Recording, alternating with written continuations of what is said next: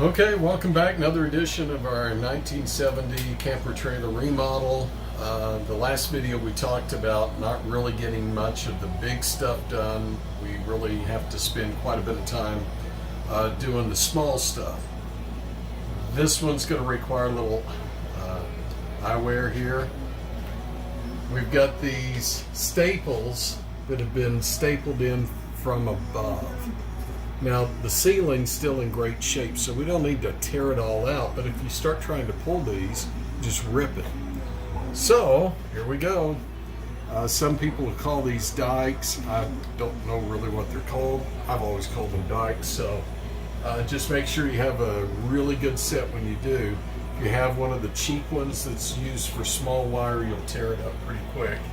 So here's what we do. Just get it, can't hardly see. And I'm going to close my eyes because I don't know where it's going. It's just flying around, a little shrapnel in here.